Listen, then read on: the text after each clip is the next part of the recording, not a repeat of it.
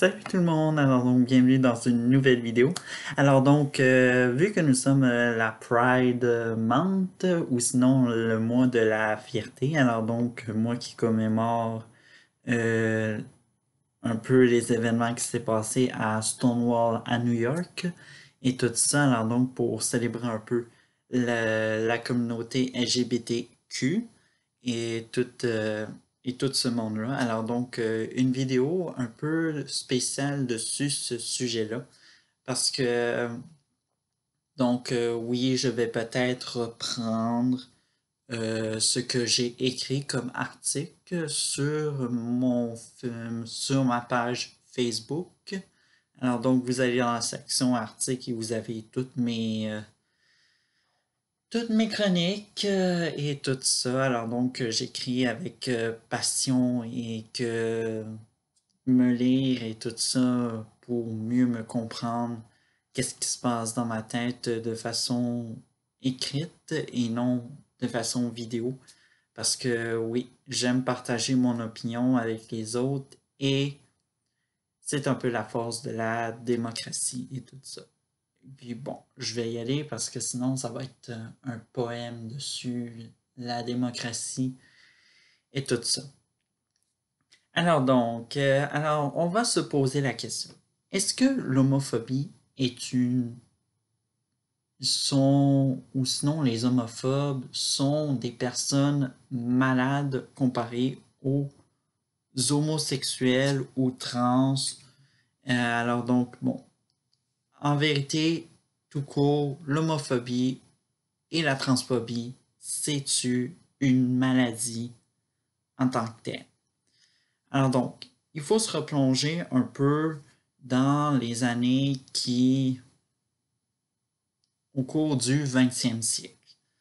Alors donc, premièrement, il faut savoir que le mot phobie, alors donc tout ce qui est rattaché à des phobies dans la vie et tout ça, alors donc ce n'est pas pour dire que c'est une peur. Alors donc officiellement, phobie veut dire en grec une peur irréelle de quelque chose.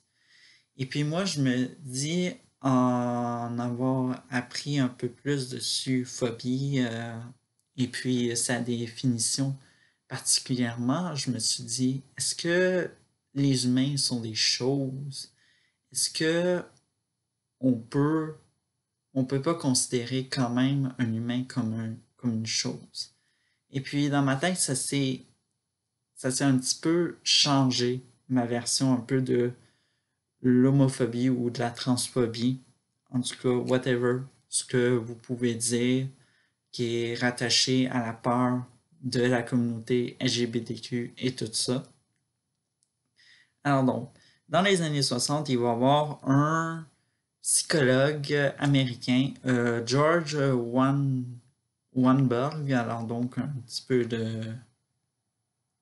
peu ça, son nom de famille et tout ça, et qui va dire, alors donc, bon, qui dénonce un peu cette phobie et tout ça. Et dans l'un de ses livres, qui a écrit en 1972, qui était La société et la santé homosexuelle et tout ça, qui est en anglais de Society and Elderly Homosexual, il va dire qu'il ne considérera jamais quelqu'un en bonne santé si il est homosexuel ou sinon transphobie. Je pense que c'est la meilleure façon pour une personne de se faire conduire dans le bon chemin de nos jours et puis aimer tous les humains sur cette terre, surtout ici au Canada. Et tout ça.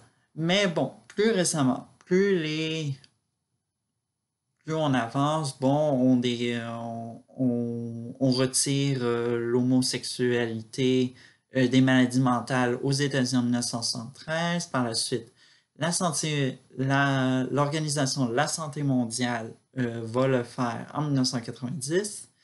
Et là, en 2015, il va y avoir un professeur universitaire italien qui va tout changer. Et puis, je pense qu'on devrait un petit peu lui rendre hommage pour sa contribution parce que je pense que il a fait d'énormes percées dessus l'homosexualité sans, je veux dire, dessus l'homophobie, sans que ça crée, sans faire sans déranger ou quoi que ce soit. C'est plutôt le savoir pourquoi et puis démystifier un peu qu'est-ce que c'est pour mieux comprendre ce qu'est la transphobie et l'homophobie. Bon, bref. La part des homosexuels et des transsexuels. Et tout ça. Alors, donc, ce prof se nomme Emanuele A. Giannani. Alors, donc, ça, c'est un nom. C'est comme je l'ai dit, professeur italien, non italien. Moi, je ne sais pas dire de nom en italien. De toute façon, je ne parle même pas italien. Fait que si je l'avais en Google Traduction, je l'aurais bien dit, mais non. Bon. Fait que, comme il a dit, bon, il a expliqué, il a publié cette première étude en 2015, alors donc dans le Journal of Sexual Medicine en 2015, bon, qui disait que, bon, particulièrement, il a décortiqué l'homophobie sous des traits psychologiques. Et puis, c'est très intéressant un peu parce qu'on parle non seulement de la psychologie qui est un petit peu la méthode de comment et le pourquoi du comportement des humains et tout ça. Je n'irai pas trop en détail, mais en tout cas, il a poursuivi ses recherches et puis en 2017, il est arrivé avec un peu une toute nouvelle étude dessus l'homophobie et la transphobie. Bon, qui disait, bon, est-ce que l'homophobie a des liens avec les religions? Alors donc, ce qu'il a dit pour tout ça, il a dit que, bon, majoritairement,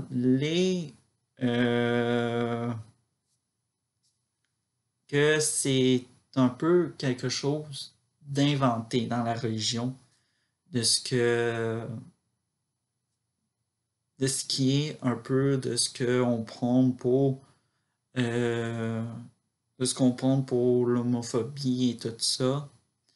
Et puis dans ce reportage aussi on va s'éloigner des études pour se transporter un peu sur ce qui est un peu, disons-le, plus religieux, pour plus en savoir et tout ça.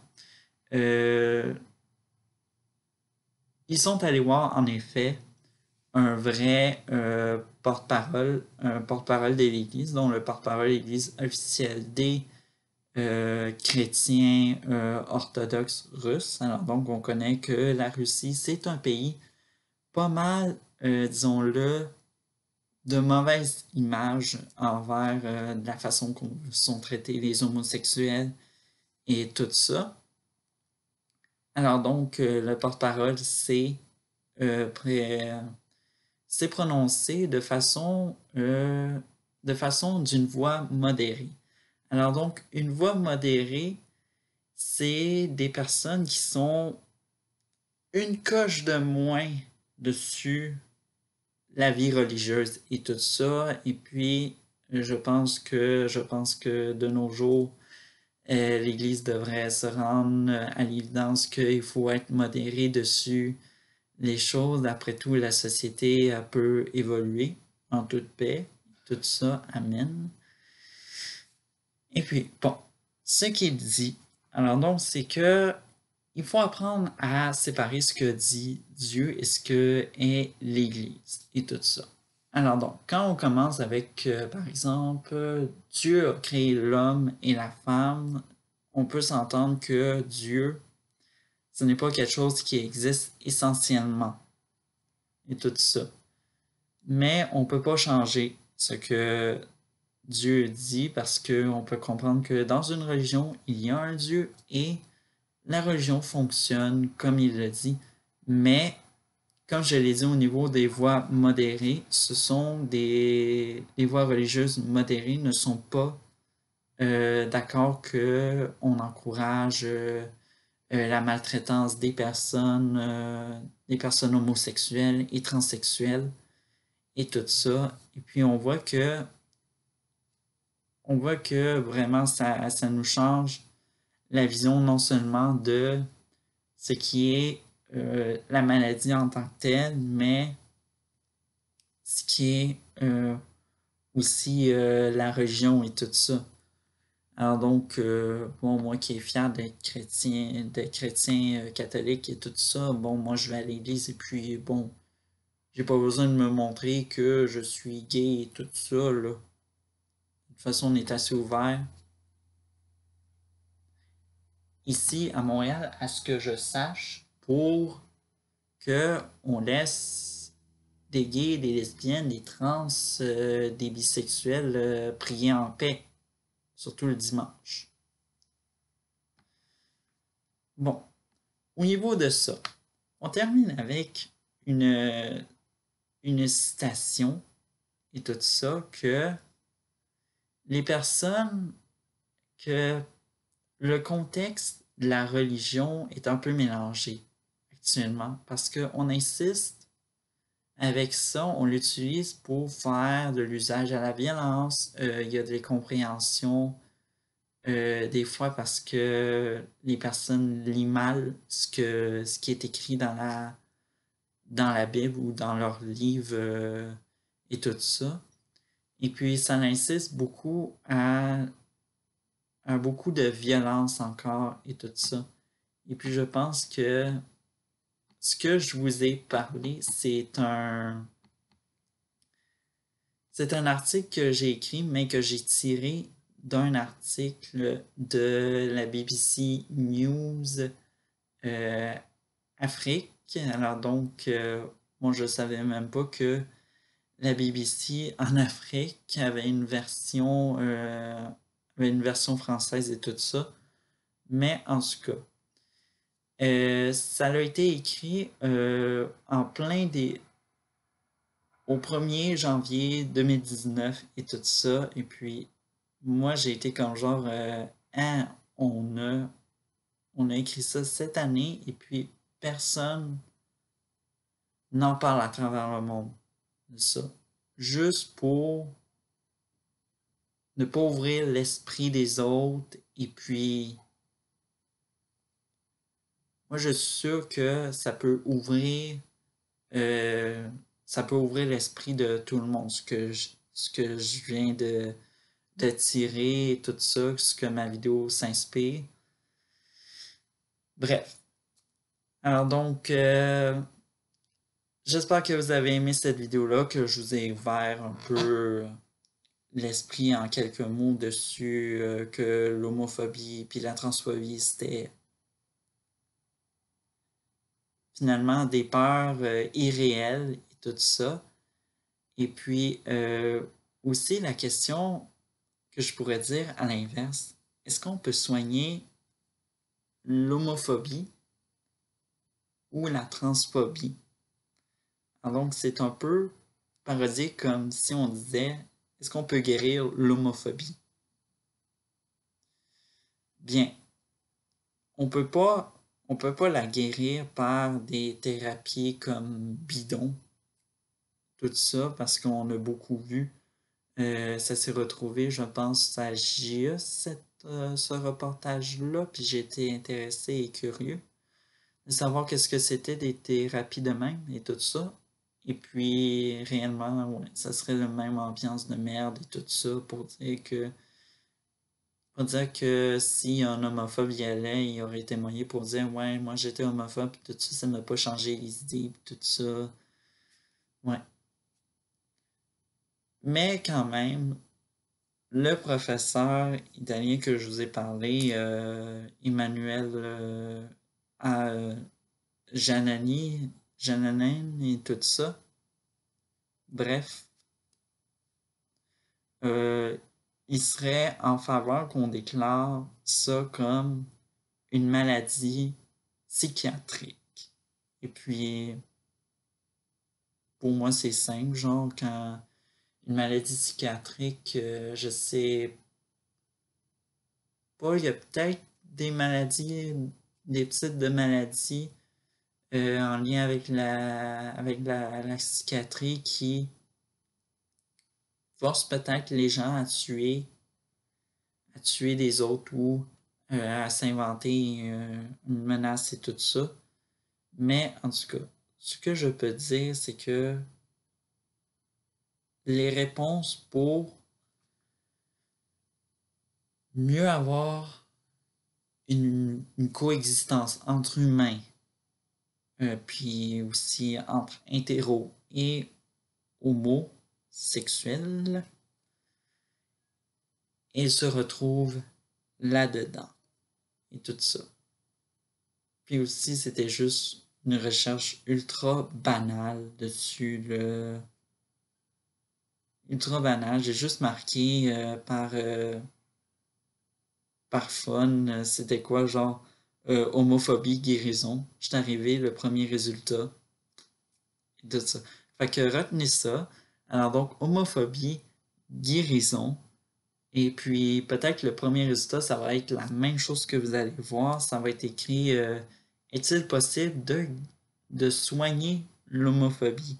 Et tout ça, ça va être le même reportage de ce que j'ai parlé dans la vidéo et tout ça. Alors donc, j'ai presque plus de voix, je pense, et je pense que je vais m'arrêter.